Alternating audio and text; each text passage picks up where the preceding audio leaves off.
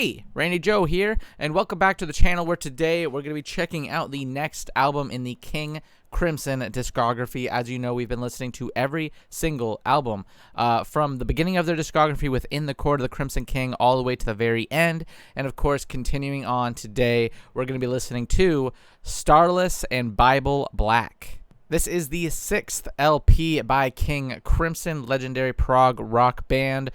With their last LP that we covered, Lark's Tongue and Aspic, I was greatly impressed by the Eastern influences that came in, the classical influences especially as well. I really like the songwriting on the record. I think it has some of their greatest, lyrics to date so far, at least in what I've heard, I should say. And I especially really liked David Cross as a instrumentalist on the album, especially with his string work that he brought to the table. But I have read that Starless and Bible Black, the album we're checking out today, is the last album in which he plays at least a full-length, track list with the band. So knowing that this is his final LP, I hope he goes out with a bang. I did think his contributions to Lark's Tongue were some of the best elements of the album.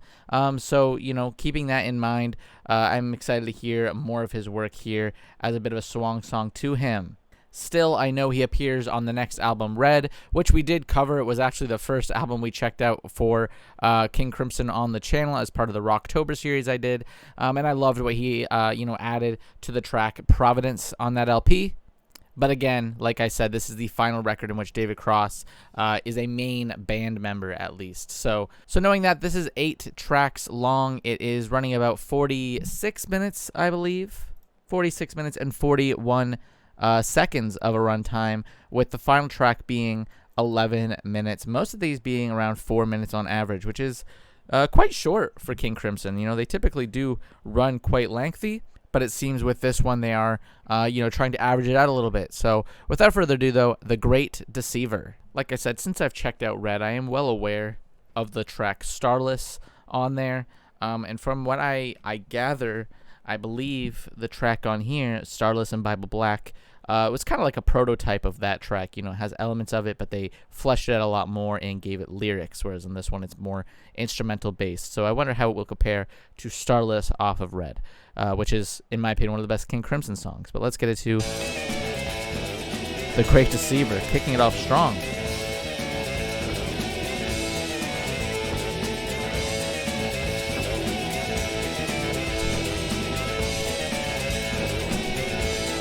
Oh my god.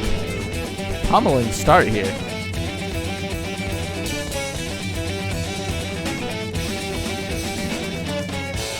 Very playful.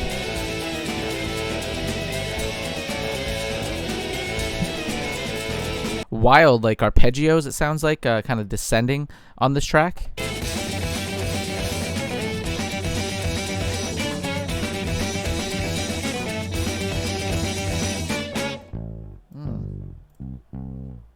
Our bass coming in. Health food faggot, bartered bride, likes to comb his Hold on. hair with a dipper ride. Once had a friend with a cloven foot. Once he called the tune in a checkered suit. Great deceiver. In the door, in the floor, in the paper bag. There's a shoe shine boy with a gin shop slag. She raised him up. She called him son. She canonized the ground that he walked upon. Great deceiver. Cigarettes, ice cream. Oh. Cigarettes and ice cream. What a combo. Doesn't sound that appetizing, to be honest.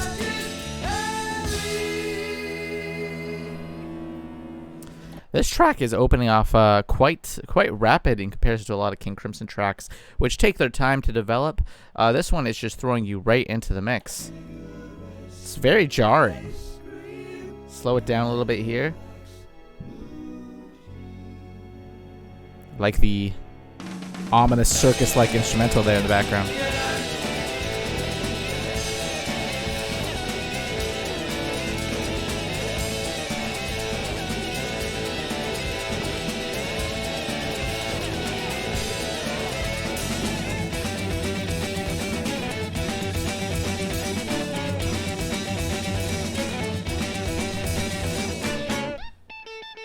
David Cross too, just as off kilter as the rest of the band here. In the Milky Way, he's a man of the world, by the light of day, a golden smile, a proposition, and the breath of God smells of sweet sedition. Plain to see her, sing hymns, make love, get Okay. high for death, bring his perfume to your bed, you'll charm your life till the cold wind blows, then you sell your dreams to a picture show. What a stark contrast with these, you know, pummeling, fast-paced tempo up against those more sparse elements.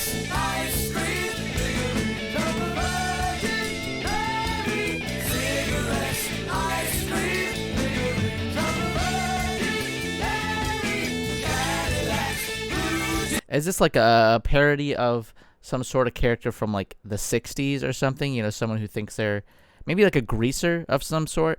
I don't know, something about the cigarettes and ice cream gives, you know, the 50s era especially. Or maybe we're going further back with Dixieland from early jazz.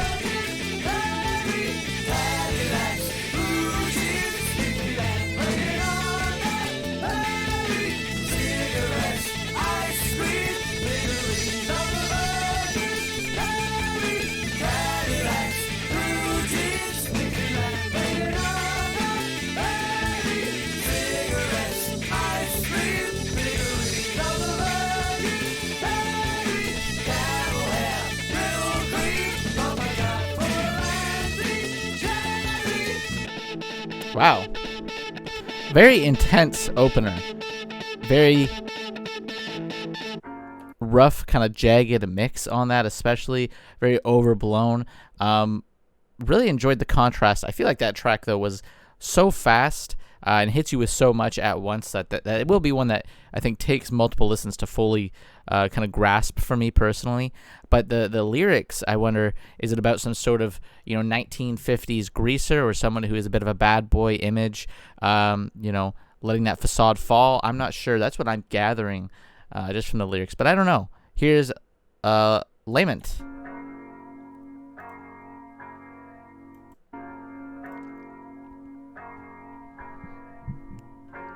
Already much softer than the entirety of Great Deceiver. Like, this is a bit of a come down. I take the crowd with my guitar, and businessmen would clap their hands and clip another fat cigar, and publishers would spread the news and print my music far and wide. All the kids who played the blues would learn my licks with the bottlenecks line. I love this much more. Oh, David coming in with that gorgeous string, it sounds like. But I love how gentle this one is, really laying you down.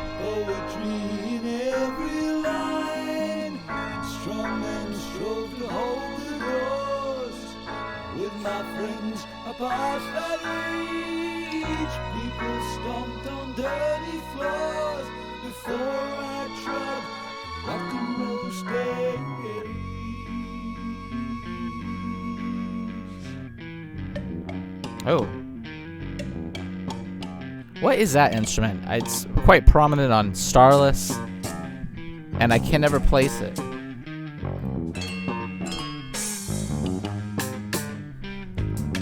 If somebody knows what that rattling instrument is, put it down in the comments. I can never place it. Love that bass there, though.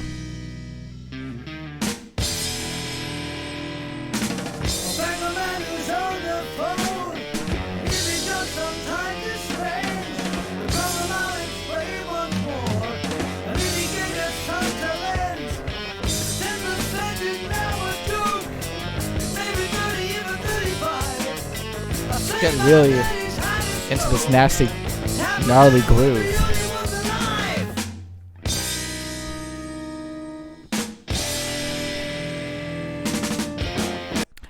You know, they definitely excel. This whole trio, this whole ensemble, I guess at this point of the band King Crimson, that being Fripp, Wetton, Bruford, and to some degree Cross. Of course, he was part of this kind of era as well. Definitely shows that much more heavier, almost metal-esque side of them. You know, it's so demanding of the listener. It's so, you know, blunt in its appeal. And they excel quite well on this track. It's so just like explosive, especially that first track too. Each album, I feel like we're getting progressively heavier and heavier with the mix.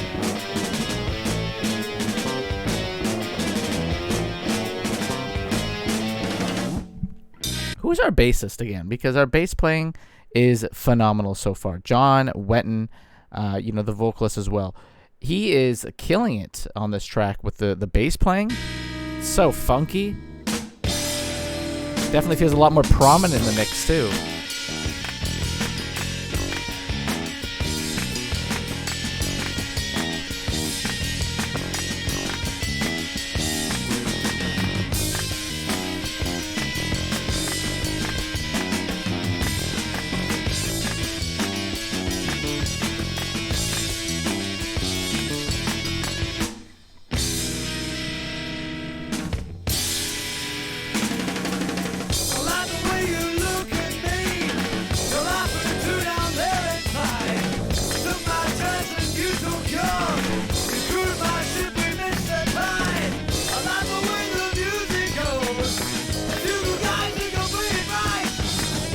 Oh. And vocally, John Wetton belts it out on this track, especially too. I feel like he's really pushing his vocal duties on this track. Each line, it's almost like he's, you know, running out of air as he pushes it. What are these like odd time signatures too? Just everything feels so haphazard and intense. That track, and even the opener, okay, it's done, reminds me of the track 953 by Black Midi. If you're familiar with, you know, that incredible prog rock band that is, you know, they're finished with their discography as well, but early 20s they came out with 3 incredible LPs, and 953 was the first track off the first album, with just how rugged and rough and off-kilter the sound is. These first 2 tracks really remind me of that. So if you like these tracks, if you're a King Crimson fan and you are, you know, unaware of Black Midi, check them out for sure. That first record is more math rock than anything, but if you really like prog rock, especially in the vein of King Crimson, check out Hellfire. That is one of the best prog rock albums ever, and up there with some King Crimson records, I would say. But yeah, again, continuing. So far, loving what I'm hearing on this record. Much heavier, much more explosive. We'll let you know is this one. I do prefer, you know, those more extended pieces that feel like they develop more slowly. And Lark's Tongue, I mean, Lark's Tongue is something else. When we get to the tier list video for King Crimson's discography, Lark's Tongue is probably going to rank pretty high for mine.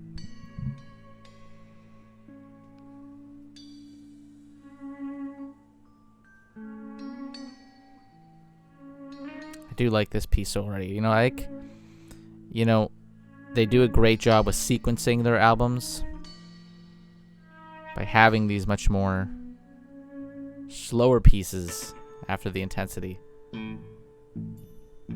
Oh, did I speak too soon?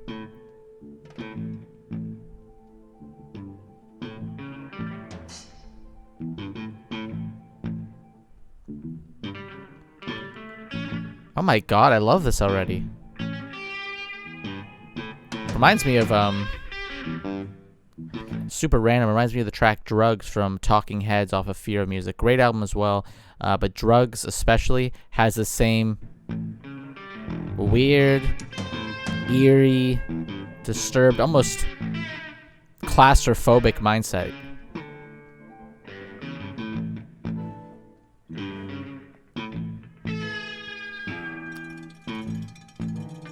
An instrumental.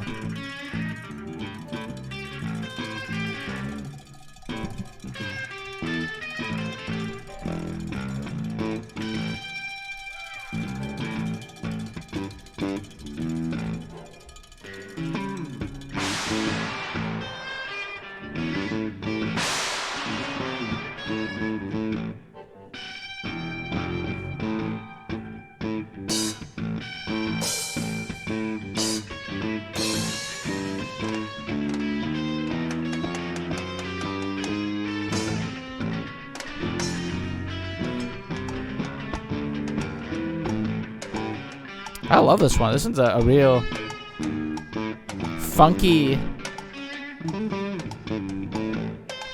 otherworldly jam.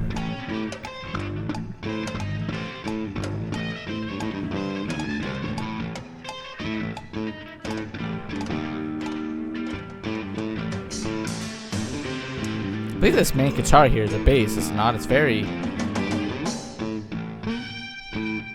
front forward. Oh. That percussion sliding into the mix. Beautiful. What an ease. Of course, Bill Bruford. I love that whole setup. Just waiting for him to slide in.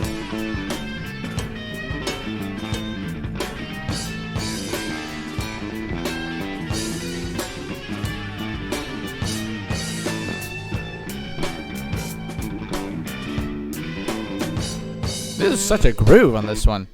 Oh, take it away.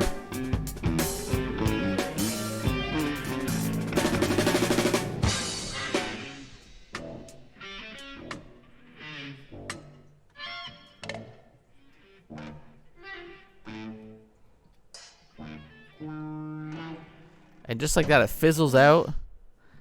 Wow. We'll let you know, it's amazing. What a jam.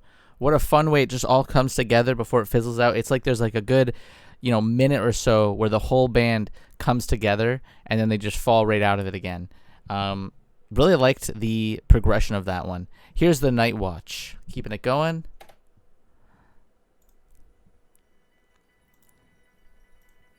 Really like the darker edge this record has. Instrumentally, feels much more twisted and evil in the same way that I guess Red is.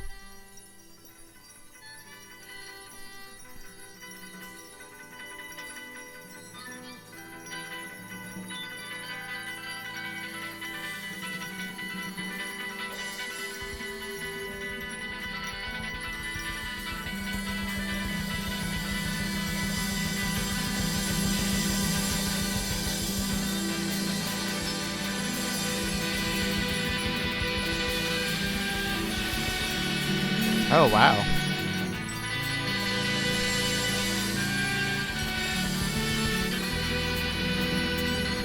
Very shining, euphoric appeal here. Setting the stage.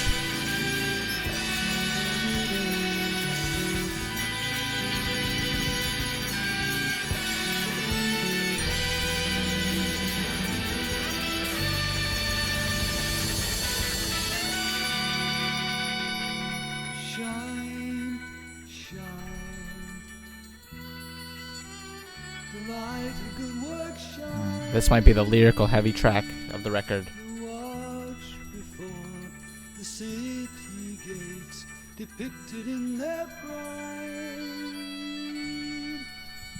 A real majestic nature to the lyricism.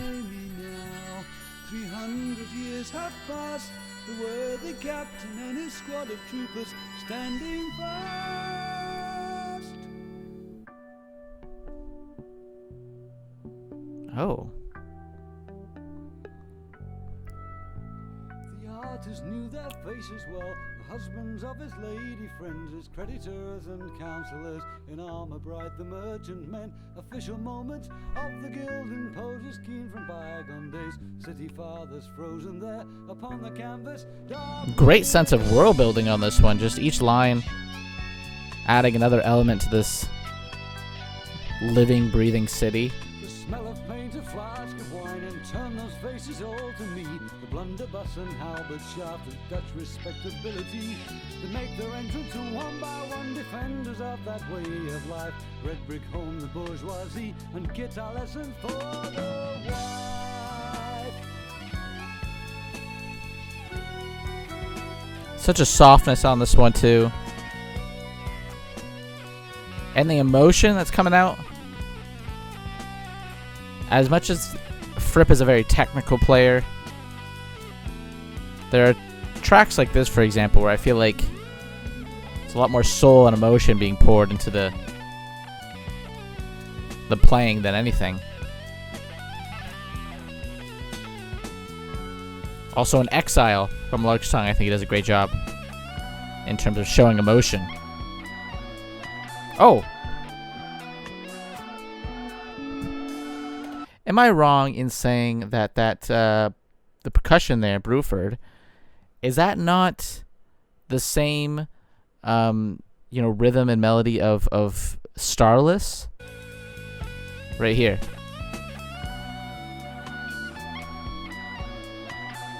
Dum, ch, dum, ch. He does that in Starless, no? Is that not the same? Is that where some of this pulls from? Years we suffered here, our country racked with Spanish wars. Now comes a chance to find ourselves quiet brains behind our doors. Think about posterity again.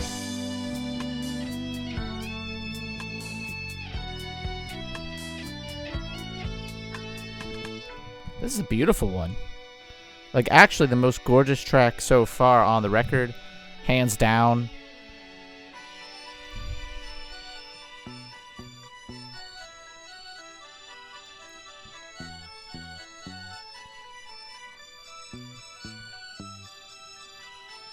Love these keys. Could be cross, I think, here. I would believe so. Request you all to understand.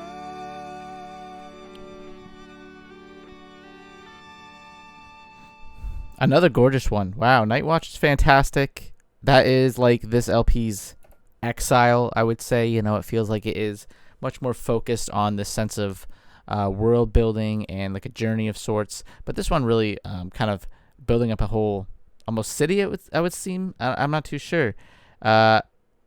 But I do know I like the sound of it. I do like the way it was delivered. And Bruford's playing was fantastic, as always. Also, of course, Fripp. You know, I feel like I've seen talk online about Fripp's playing. You know, there's guitar players that are much more emotional in their pieces, that feel like they are maybe much more improvisational, whereas Fripp is maybe more of a technical player. I feel like he's much more precise in his playing. However, you know, I saw recently when I was reading online, I believe it was on a subreddit or something, about Fripp's playing not being necessarily emotional. And I think tracks like The Night Watch or Exile off of Lark's Tongue do show that sense of emotion and soul in his guitar playing, more so than the technical side, you know, even though he is such an incredible technical player as well. Obviously, one of the greatest guitar players in general. So here's Trio.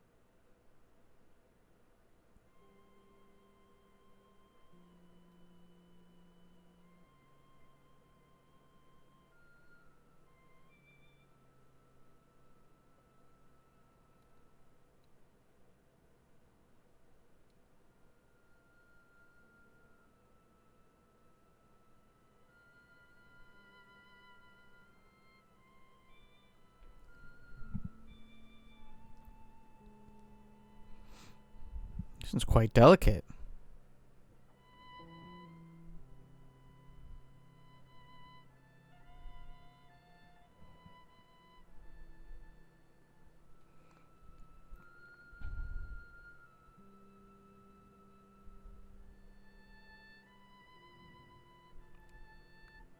Almost ambient in the appeal of this one. Very peaceful, very sweet.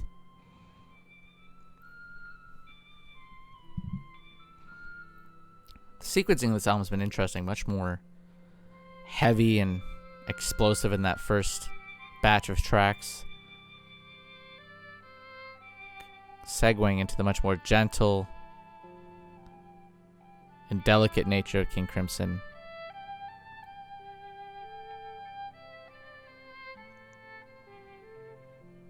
Great display of range.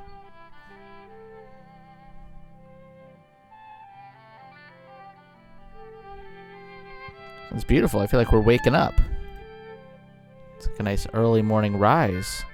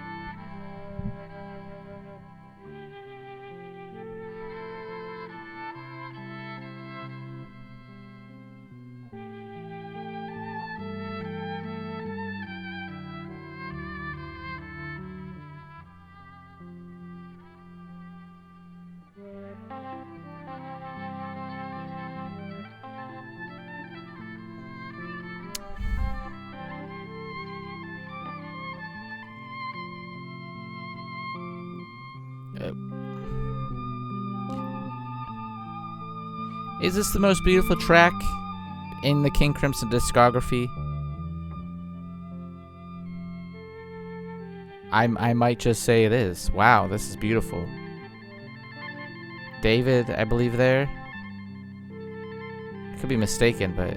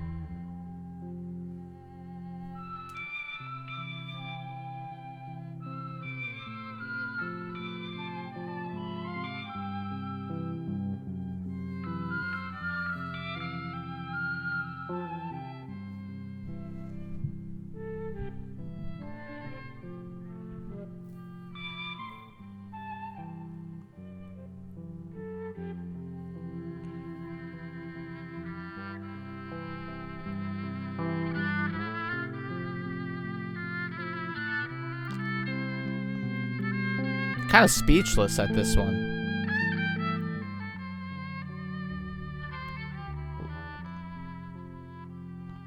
What a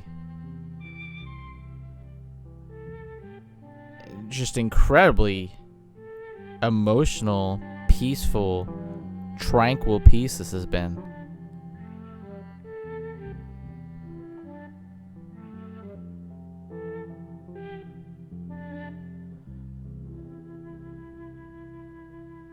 Wow. An incredibly subtle track as well. I gotta say, like, I kind of went into this album with somewhat low expectations. I feel like because nobody talks about it. I never see discussions on this one as much as I do, of course, a Lark's Tongue or a Red or In the Court.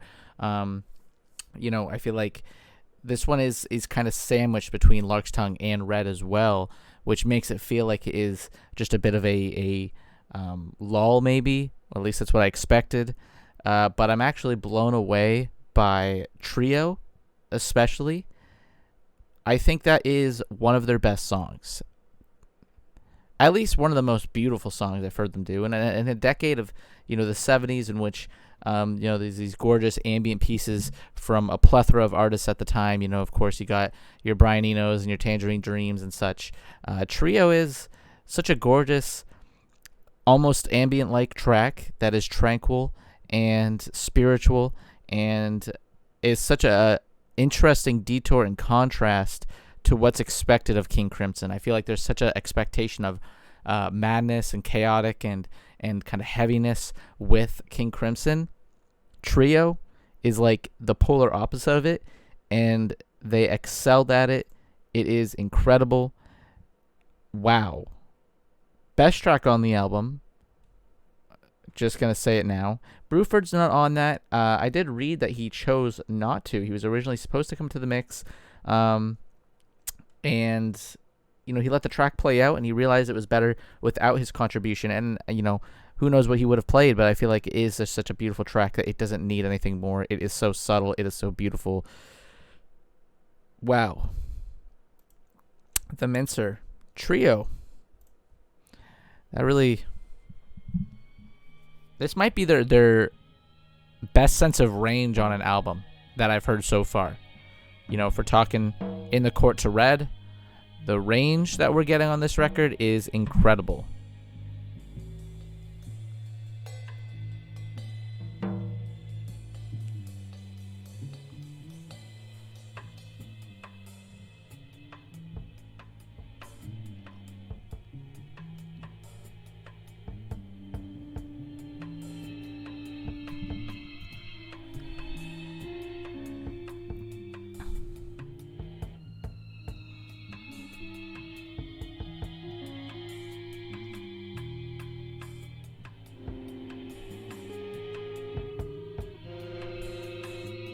Right back into that sense of, menacing,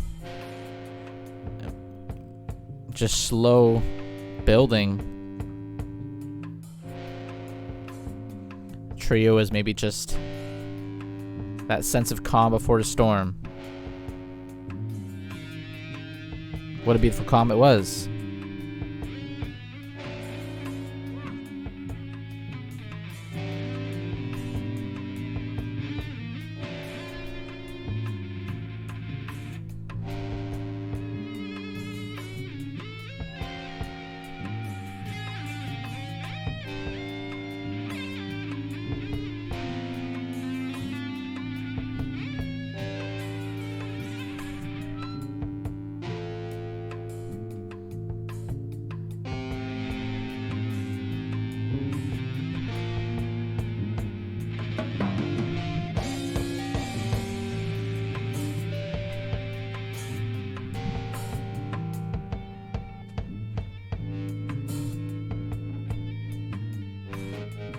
I like the steadiness of Bruford's percussion on here. And of course, Fripp's guitar playing is so electrifying and menacing as well.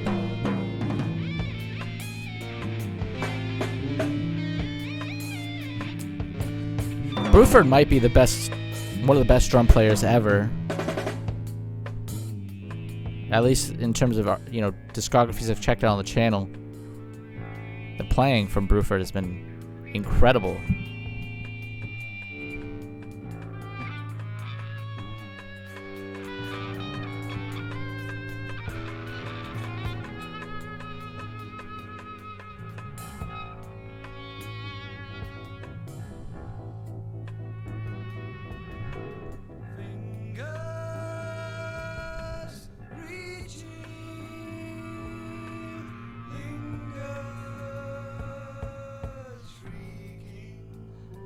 I like the distance in the vocals too. It's like wettens out a grasp.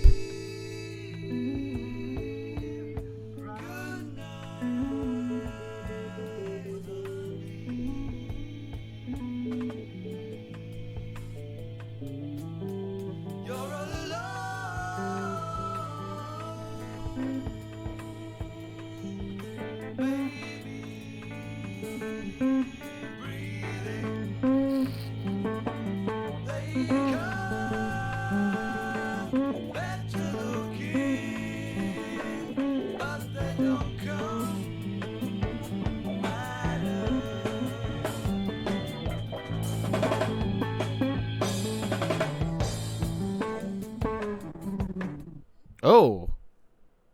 And just like that, it all falls apart. What an instant finish that was. Didn't expect things to just end so abruptly. Not too much to say about Mincer. I do like, again, that progression. It reminds me a lot of what they do on Starless on Red, for example. That great sense of just slow, prodding, dark, menacing building in terms of atmosphere. But I do wish there was maybe more out of Mincer, because I feel like it kind of just ends, which I guess is the point. But I wanted to see go somewhere else. But let's go into Starless and Bible Black. I do wonder how this will play out, because I am gonna, obviously to some degree think of Starless from Red as we hear this one. Instrumental only. Already a key difference. Starless, of course, having such an incredible set of lyrics, and the performance, of course, from Wetton is so amazing on that track.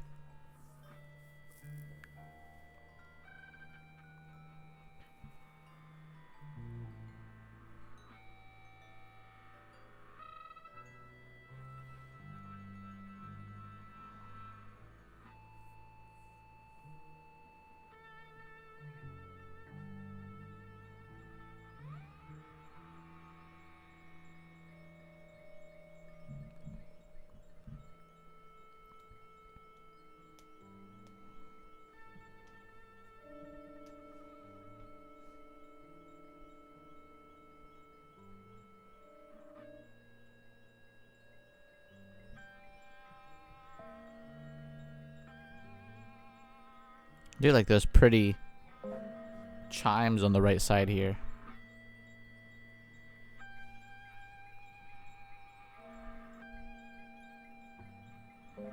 Chime-like, I should say. I'm not sure what exactly we're hearing here.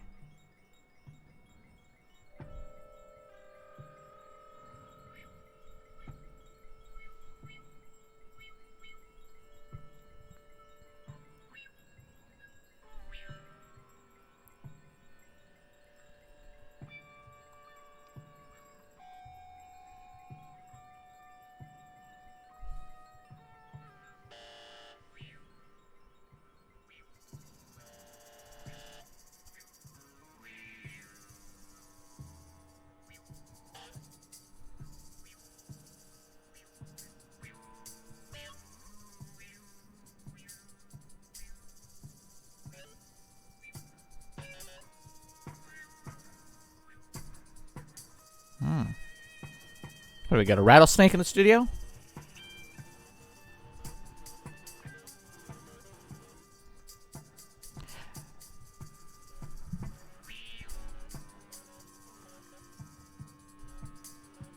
This being the longest track so far we've heard on the album. 9 minutes. Definitely already feels different in terms of taking its time.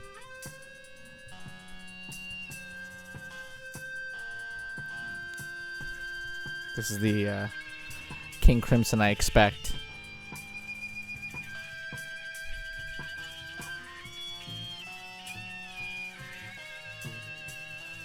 Ba-dum, ba-bum, ba-boom.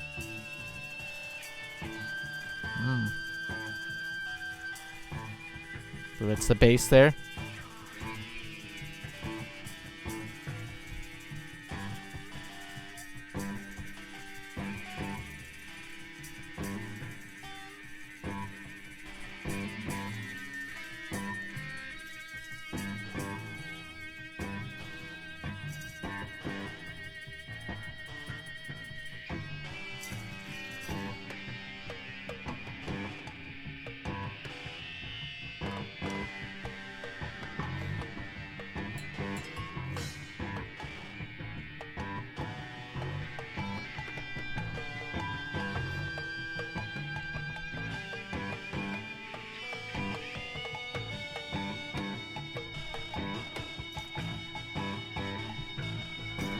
Love this groove of the guitar. Bow, bow, bow, bow, bow, bow. Very funky.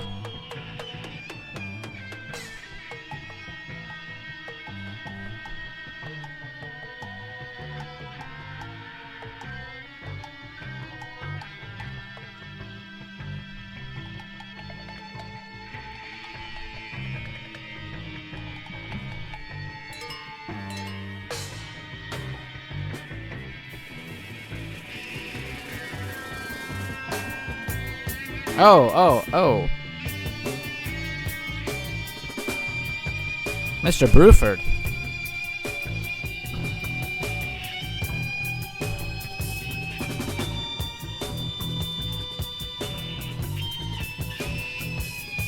What a nasty mix this is. A real sense of jam on this one.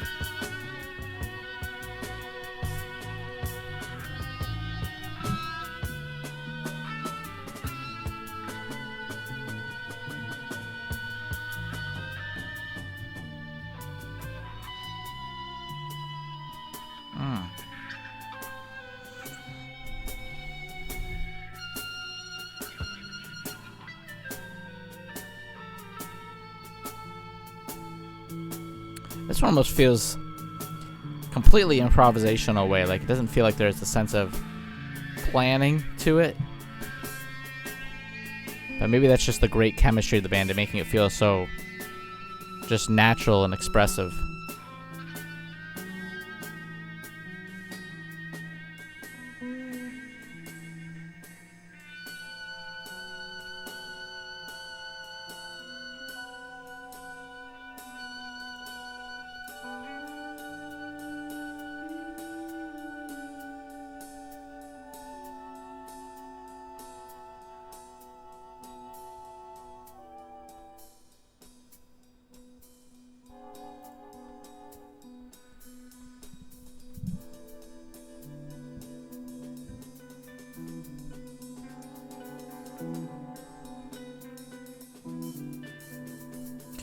Surprisingly, not a whole lot here reminding me of Starless, the track from Red, of course. Just kind of feels like its own thing. I feel like other tracks on this album almost pulled more for Starless.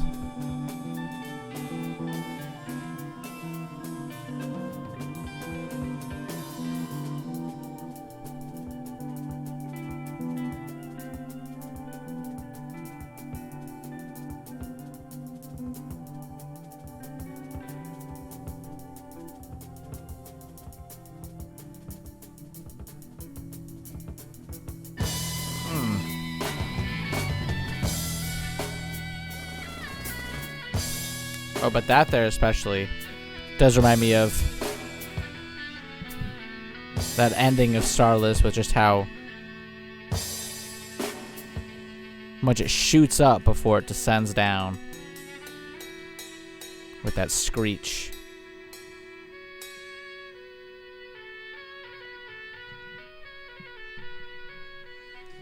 Interesting, that track.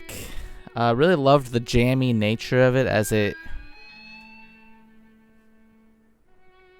got to that midpoint, especially.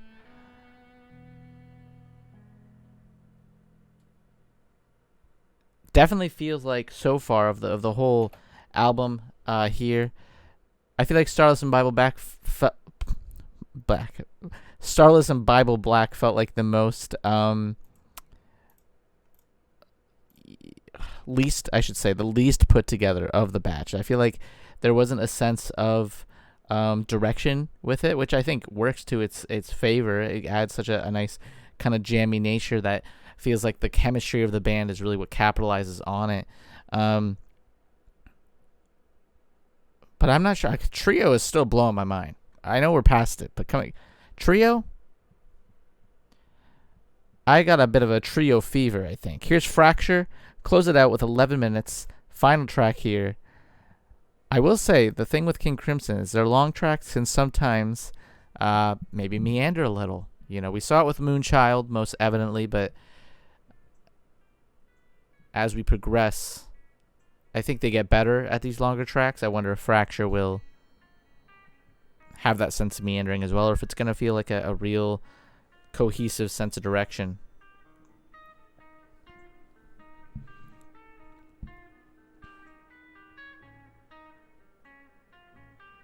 That being said, this album so far has been incredible in that sense of range for the band.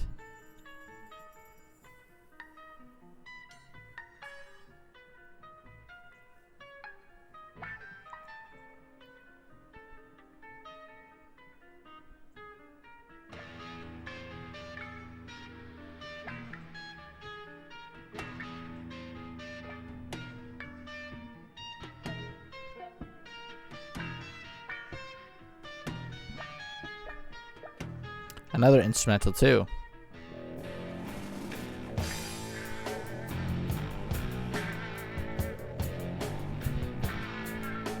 I have not read too much on the background of this record, but I have the feeling that there was maybe a sense of maybe rush in putting out this album. Maybe there was a sense of just trying to find their footing as well, because it does feel in some ways like a segue between Lark's Tongue and Red. I feel like you're hearing a lot of Red, but you are hearing to some degree some of the stuff they were doing on Lark's Tongue kind of pass over.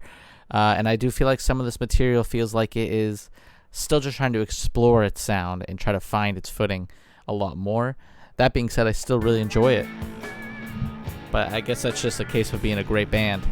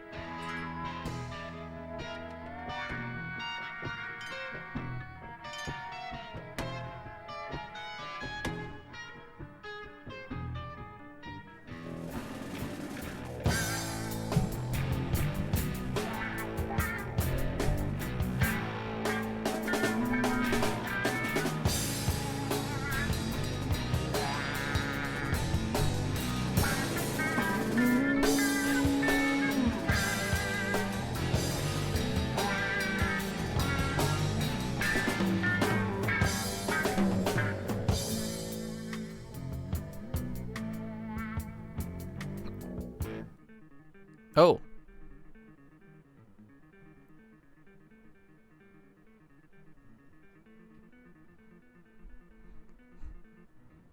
Such a delicate pluck from Fripp here. Oh.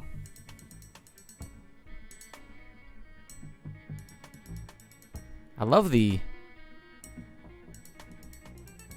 delicateness of this track, the very eerie sense of tension.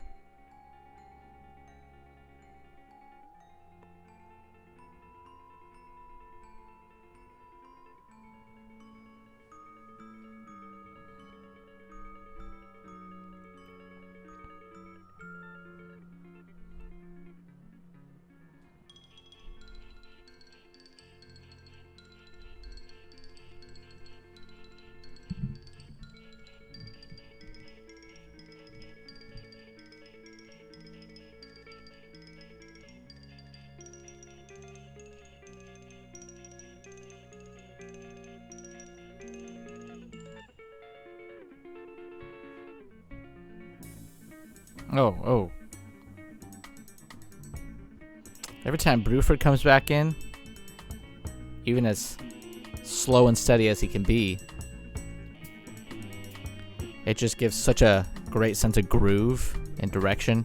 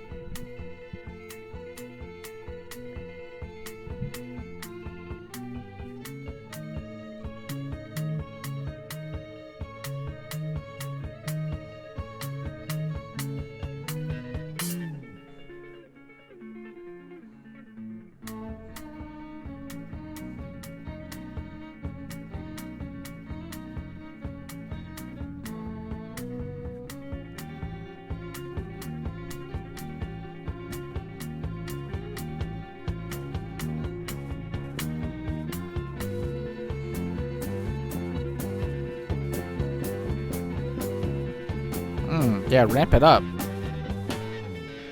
Is this gonna be like a dam breaking? Oh.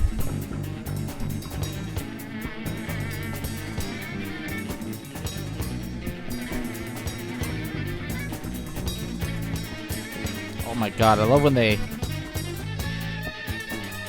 tease you, they edge you, one might say, throughout the whole mix. And just like that, they burst it out. Oh. Oh, and right into the heavy, gnarly mixes I feel like they've mastered already at this point.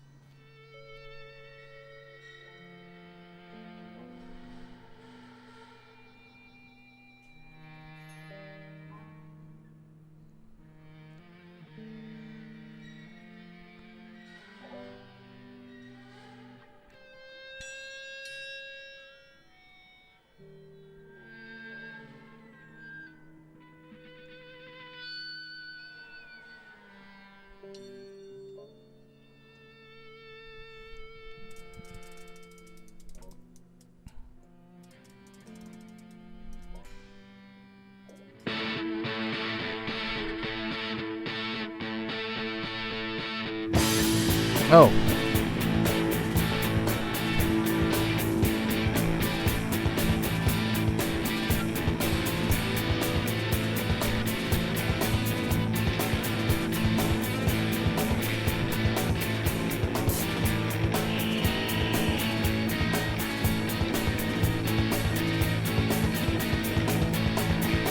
Love how the guitar playing feels like it's so rattly, like it's gonna fall off.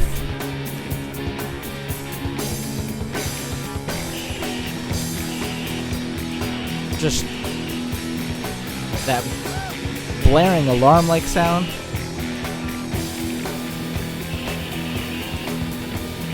It's like the whole thing is like a machine.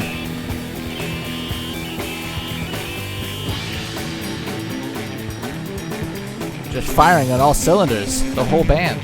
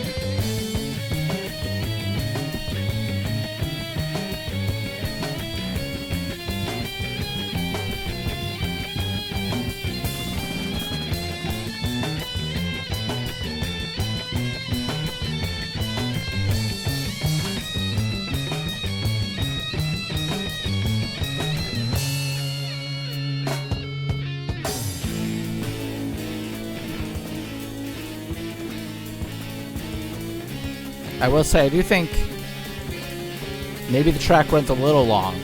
I think it could trim some of the runtime, but where are we going? Where are we building to here, I wonder? Maybe an explosion at the end.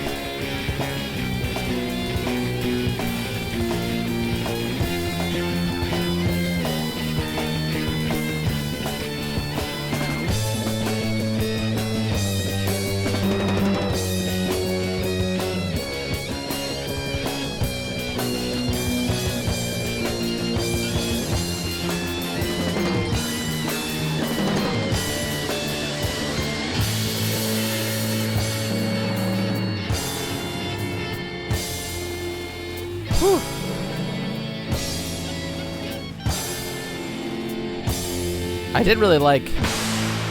Wow.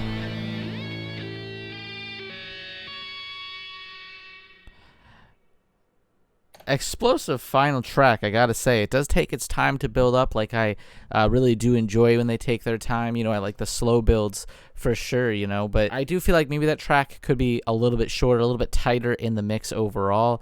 I don't know if we need that extended ending there. Personally, I feel like the build-up isn't worth the payoff in the end. But still, I really enjoyed the kind of like midsection and that slow build of that track. I just felt like... you know, they've done a similar thing on other tracks, but to a much better, more interesting degree. But still, that does it for Starless and Bible Black.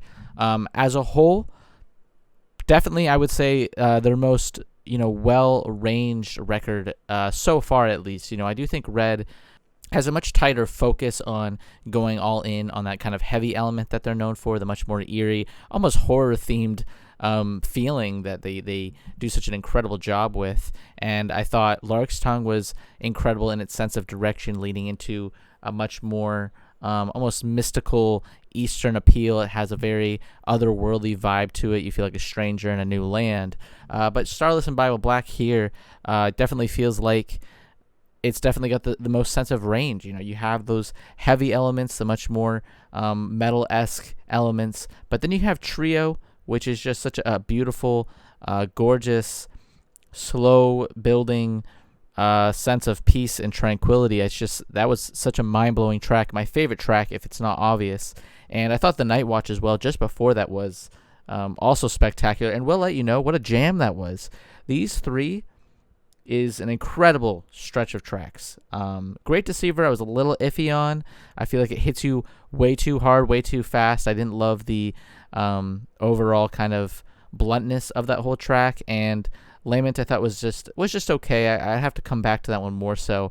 Mincer cut off a little bit too early for my liking, although I did see that this track here, this bonus track, includes the Mincer, so maybe it works better as part of a larger piece. Maybe that track is stronger with it, but I don't know. I'm not going to cover that today. I'll do that in my own time. And Starless and Bible Black I thought was a solid jam session as well. I feel like a very jammy sense of direction this album has, and it does, to me, seem to be the case that maybe there was you know, this need to put out a record, and they were kind of scrambling, and they kind of made something out of jam sessions. That's how it feels, at least, just as a listener. I'm not sure if that's the case, but I did really enjoy this album from front to back, though. You know, King Crimson is easily one of the best bands ever, and, you know, arguably the best prog rock band ever. You know, everyone wants to say King Crimson versus Pink Floyd, and I did cover Pink Floyd's entire discography on the channel.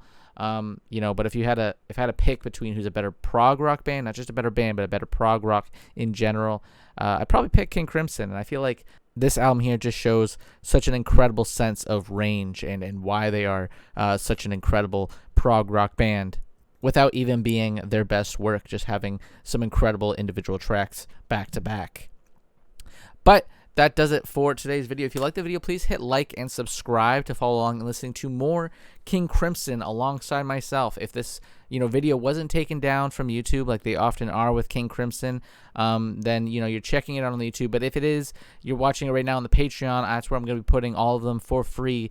You know, the full album reactions are up on the Patreon if it's blocked.